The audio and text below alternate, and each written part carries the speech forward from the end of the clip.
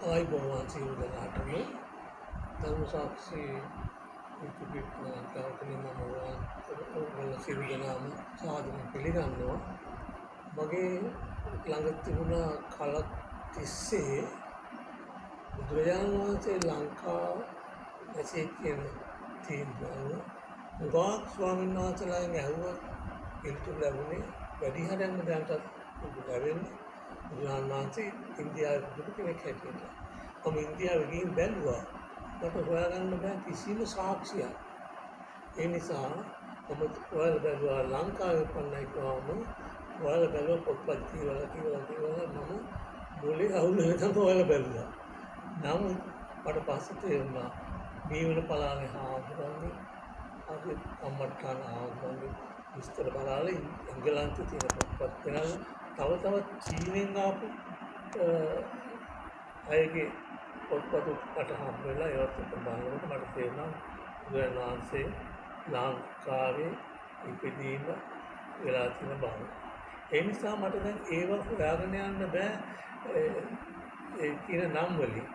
ඒ නිසා මම මගේ මල්ලිලා දෙන්නත් එක්ක මම ගියා මුලින්ම බඹරගල ඒ ස්ථානයට බුදුන් ඉපදීම ඇතුළයි කියලා තැනටම කෙලින්ම ගියා. ඉතින් බලන්න ඒ ස්වාමීන් වහන්සේ මුලින්ම හම්බෙලා ස්වාමීන් වහන්සේට ඉතාම නිකවත්ව කතා බහ කරලා ඒ අනුව මම ගියා ඒ වැදුම්ගේ බලන්න. ඒ ඔක්කොම ගිහින් ඒ කටයුතු බලලා එතන ගාව මේ විස්තර ඔක්කොම බලාගෙන මම අදහස් කරා ඉතින් පස්සේ ආයුතු තැන කොහෙද කියලා. ඒ ස්වාමීන් වහන්සේගේ විස්තර අහගෙන එතනින් ගියා බුදු වුණ ස්ථානේ බලන්න.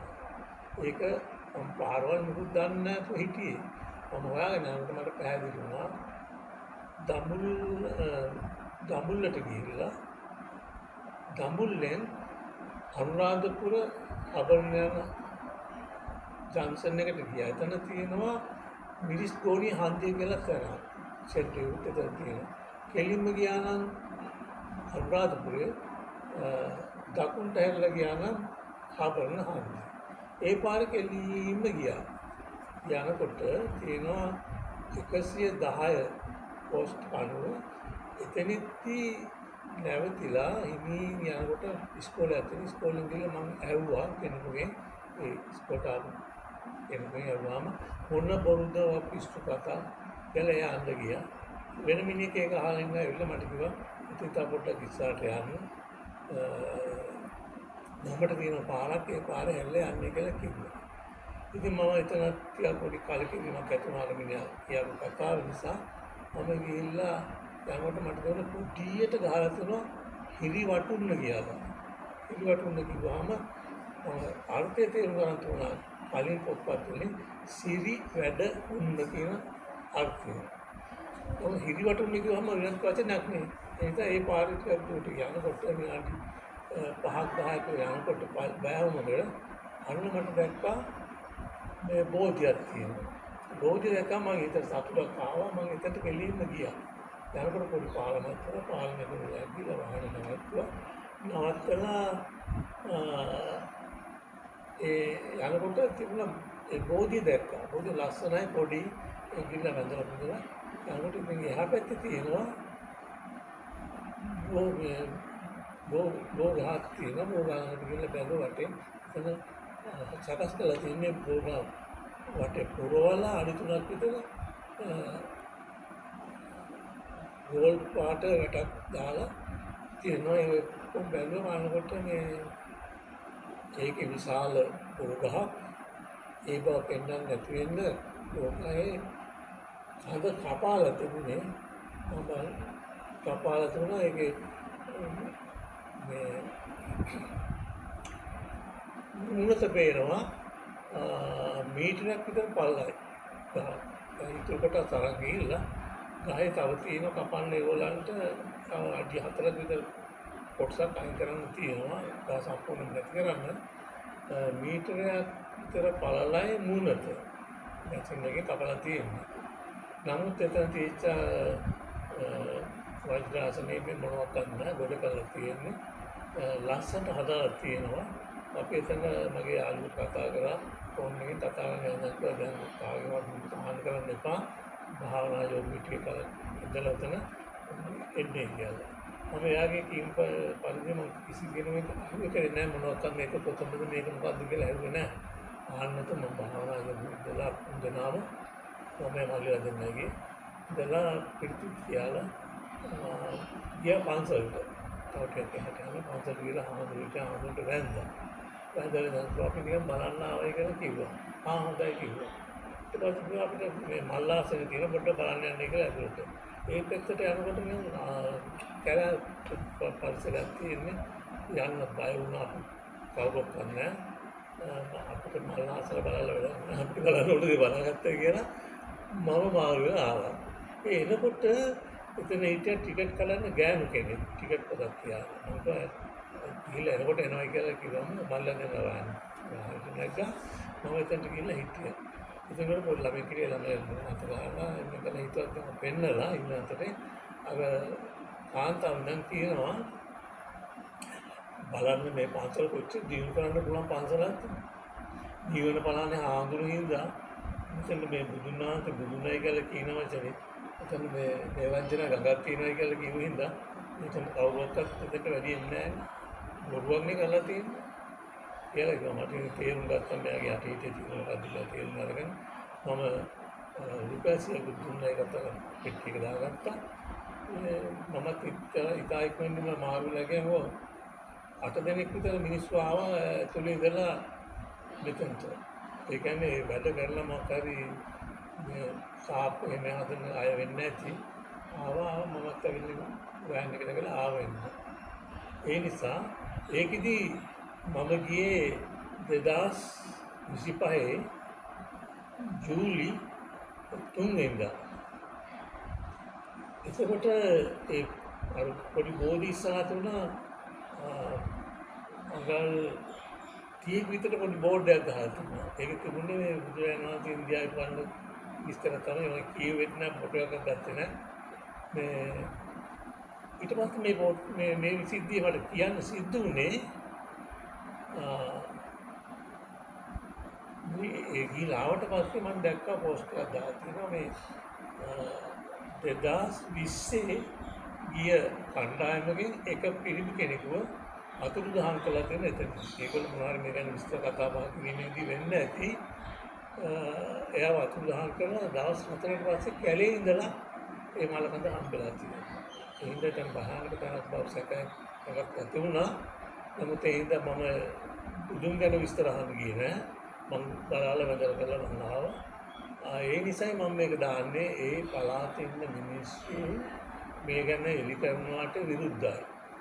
මම තවත් තැන්වලට හිරිවටුනට ගියා. දුම්ලගල පන්සලට ගියා. ඒ තැන්වල ස්වාමීන් වහන්සේ සිම්බැස්ස බලන්න ගියා. ඒවා ඉතාම දුෂ්කර පළාත් වුණත් ඒවයි ස්වාමීන් වහන්සේලා ඉතාමත් හොඳයි, ඉතාමත් හිතවත්, කරුණාවන්තයි, කරුණාකාරණා කියලා දුන්නා. ඉතින් එතන තියෙන මීවන පලානේ ආගමන්ට විරුද්ධව කරන කටයුතු තියෙන නිසා මම මේක දැනුම් දීමට කල්පනා කරා. අපි බෞද්ධ තව තවත් යන්න ඉන්දියාවේ ගිහිල්ලා බොරු දැන් බලන්න එපා. සිම්බැස්ස දල කියන්නේ විශාල දල් තලාවක්. ඉස්සරෙන් පතිත වෙච්ච ස්ථානය එතන. ඒක නිසා ඉසිපතනේ කියන්නේ. ඉන්දියාවේ තියෙන්නේ පස් ගොඩක්. ඒ 5 කිලෝමීටර් 5ක් විතර උස ඇති. ඒක ගස් යට තියෙන්නේ. ඒක මේ චෛත්‍යයක් කියලා මාත් ඒක ඉස්සරහාසේ ඉන්දියාවේ කිව්වේ. නමුත් ජපාන් කොරියන් අය නම් ඒ උඩ නැගලා හිටියා. නමුත් මේ ස්ථානය ලංකාවේ තියෙන සිපතනේට ඒ වගේ යන්න නම් බෑ. හරිම දුෂ්කරයි, ලස්සනයි. අපට පරිසරය ලස්සනයි. උඩ තියෙනවා දැන් චෛත්‍යයක් හදලා තියෙනවා. එතන ධර්ම දේශනා පවත්වන්නට හරිම පිරිසිදුයි, හරිම ලස්සනයි. මේක දැක්කාම කවුදාවත් ඉන්දියාවේ යන්න ඉස්පතේ හොයන්න. ඒ නිසා අපේ සිංහල බෞද්ධයන්ට තියෙන්නේ සත්‍ය හොයන්න. සත්‍ය පත්වෙවි එන වෙලාව මේ මොහොත නිකන් හරි ගිහිල්ලා බලන්න. එක තැනකටවත් ගිහිල්ලා බලන්න. මේක තියනවාද කියලා.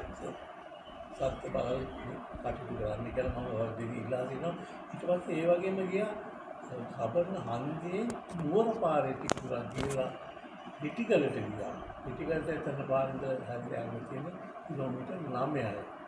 එතනට ගිහලා අපි ඒක බැලුවා ලිටිගලත් ඒ වගේමයි බුදුරජාණන් වහන්සේ වාසිත බව හොඳට පැහැදිලි වෙනවා. බුදුරජාණන් වහන්සේගේ මුඛ්‍යදී තැන් ස්පිතාල ඉන්නවා කරුණාකාරණා දැක ගන්න බලාගන්න පුළුවන්. ඒ හින්දා විස්තර ගන්න දෙකක් යනවා. Facebook එකේ තියෙන බ්ලොග් විස්තර දාලා තියෙනවා. ඒ නිසා මම ඒ ගැන විස්තර කියන්නේ නැහැ. බලා ගන්න. තව බලන්න. ඔයාලා බලන්න. ඉන්දියාවේ ගමනේ ලක්ෂ 2.75 විතර කරලා යන එක මේක රුපියල් ලක්ෂයක් විතර කරලා යන්න ඉතින් කාණ්ඩෙත් එක ගාක් වටිනවා. හැම වෙලාවෙම නිින්දෙන් නැගිට්ටත් හැමදාම වදින්න පුළුවන් තත්ත්වයකට මතුවලා හිතට හැඟීම් එනවා. ඒක බොහොම වාසනාවන්තයි. ඒ නිසා ලංකාවේ බුදුරජාණන් වහන්සේ මේ වාසික බවට හොඳටම පැහැදිලි සාක්ෂි තියෙනවා. හොඳට ඒවා ධර්ම ලබා ගන්න. ධර්ම ලබා ගන්න අපි බෞද්ධ කතිගුණ වලින් යුක්තව අපේ බෞද්ධ ජනතාවට මම කියන්නේ මම ඉල්ලීමක් කරන්නේ මේ බොරුව දිහා දුවන්න එපා. බොරු බලන්න එපා. සත්‍ය හොයාගන්න සත්‍ය මතුවෙන වෙලාවේ අපි බුදුන් කෙරේ කියන භක්තිය ඇති කරගෙන මේවට අනුගත වෙන්නේ කියලා මම ඉල්ලා සිටිනවා. ඒ වගේම තව අපි ත්‍රිපිටකයේ වගේ පොත්පත් කියවන්න. ඒක කියවල ඒව අවබෝධ ගන්න පුළුවන්. ඒ කාලේ තිබිච්ච නම් වලින් අද අපිට පාරවල් හොයාගෙන යන්න අමාරුයි. ඒ නිසා මේව තේරුම් ගන්න. ඒ දුම්ලාගල කියන පන්සලට යනකොට තියෙනවා ඒ කිට්ටුම තියෙනවා නාමල් විදියට. ඒ පන්සලක් යන්නේ හරි ලස්සන පන්සලක්. ඒකේ කන්දුවල තියෙන උඹා නටබුන් කැටයන් වර්ග ගොඩාක් තියෙනවා. ලෝකේ විශාලම සෙල්ලිපි හම්බලා තියෙන්නේ ඒ මේ ළඟදී තමයි මතුවලා තියෙන්නේ. ඒ ඔක්කොම බලන්න. ඒක දැක්කාම අවබෝධයට ගන්න පුළුවන්. මේ විද්‍යාමාස ඉන්දියාවේ කියලා කියනකොට අපේ ආම්බෙන්න බල කියන අවස්ථාවේදී මම නැගිටලා යනවා යන්න. ඒ බොරුවක් නෙ කියන්නේ. බොරු පැහැදිලි නෙමෙයි මට. මට බයනවා මම අනිත් අයට ප්‍රාදේශ දෙන්නේ නැහැ. මම යනවා යන්න. මට වඩන්නේ වහලා. ලංකාවට උදාහරණ ගෙනාවේ මිහිඳුහාමුදුරුවෝ කියලා කියන්නේ බොරුනේ. විජේ කුමාරයා ඉන්දියාවෙන් ලංකාවට ආවයි කියලා කියන්නේ බොරු. ඒවා ඇත්තද නැත්තද කියලා හොයලා බලන්න. හොයලා බලනකොට තේරෙනවා සත්‍ය මොකක්ද කියලා. ඔයෙන්නේ කියන්නේ කවුද කියලා හොයලා බලන්න. සුද්ධෝදනගේ මාලිගාව කොහෙද තියෙන්නේ කියලා අහන්න. තපස්සු බල්ලුක චෛත්‍යය කොහෙද කියලා හොයන්න. ත්‍රිකුණාමලේ. ඉන්දියාවේ අයන හොඳ ත්‍රිකුණාමලේ චෛත්‍ය හදන්න. යනවාසේ ජීවමාන ඉන්න කාලේ තමයි ඒක කරලා තියෙන්නේ.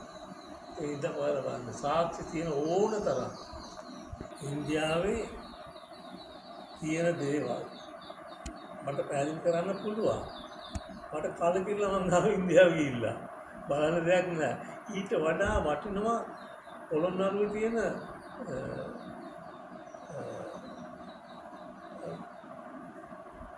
දේවල් දැක්කාම ගල් විහාර දැක්කාම ඇතිදේ.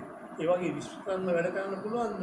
ඉන්දියාව කෙනෙක් ඒ වගේ වැඩ කරලා තියෙනවද? ගල් විහාරේ වෙනනම් කොච්චර ලස්සනද? කොච්චර ඇඬෙනවද ඒව දැක්කාම? තාත්වික විදිහට ඒ කාලේ පුදුම තාක්ෂණ තිබුණා. ඒ වගේම ගල් කණු වලින් ඒ කාලේ කරලා තියෙනවා. පෞද්ගලයන් ඉන්දියාවේ තියෙන ගඩොල් වලින් හදාපු දේවල්. ඉන්දියාවට ගඩොල් වලින් තරම් හදන්න පුළුවන්. කළු ගල් වලින් හදාපු දේවල් නෑ ඉන්දියාවේ. අන්න ඒකයි තියෙන වැටෙනවකම. අපේ මිනිස්සු මුලා වෙනවා. මුලාව කරපු ඉංග්‍රීසි පාලකයෝ තමයි ඒ කාලේ ඉඳලා. අද විශ්වවිද්‍යාලේ ඉඳලාම දහම් පාසලේ දක්වාම උගන්වන්නෙම බොරුවනේ. දහම් පාසලේ දක්වාම උගන්වන්නේ බුදුදහම කියන ඒ විශ්වාසාව පොත්පත්වල තියෙන බොරුවනේ කියන්නේ. කොටි මොහොනේ පානදුර බණ්ඩාරගමට හැරෙතන තියෙනවා බුදුරජාණන් වහන්සේ වට කරගෙන නාගේ. අද නාගයටත් එක්කනේ වඳින්නේ බුදුන්ට. විවාහවල නයි නටවන්නේ කියලා හිතාගත්තද? ඒ කාලේ බුචලින්ද නාගරජුරු කියන්නේ නාග ගෝත්‍රයේ රජ කෙනෙක්. ඒ රජුරු රජ කම පැත්තේ තියලා මානවකේ තරුණෙක් වගේ ඇවිල්ලා තමයි බුදුරජාණන් වහන්සේ ප්‍රපස්ථාන කරලා තියෙන්නේ. ඒ කරුප එක පෙන්වන රජුලම නායක හැටියට හරවලා. ඉතින් ඒකනේ තාමත් ඉතින් බොරුවට නෙමෙයි මේ වඳින්නේ. අන්න ඒකයි මම තර්ක කරලා හොයලා බලන්න. ඒකයි මම කියන්නේ බලන්න එක අපේ බෞද්ධීන්ට. ඒක බලන්න මේක දීපණය වෙන අවස්ථාවක් බුදුදහම එනන්දත් වෙලා නියම සද්ධාවෙන් දැනුත් පිළිතුරු කරන එක මම ඉල්ලා සිටිනවා. සියලු දෙනාටම තෙරුවන් සරණයි. නිරෝගී වේවා ආශෝපත් වේවා කියලා ප්‍රාර්ථනා කරනවා. මේ හොඳ නම් ඔයගොල්ලෝ කමෙන්ට් දාන්න. තවත් මම ෆොටෝ අරගත්තු තියෙන ඒවත් මම ඉදිරියට දාන්න බලාපොරොත්තු වෙනවා. සියලු දෙනාටම යහපතක් වේවා කියලා ප්‍රාර්ථනා කරනවා.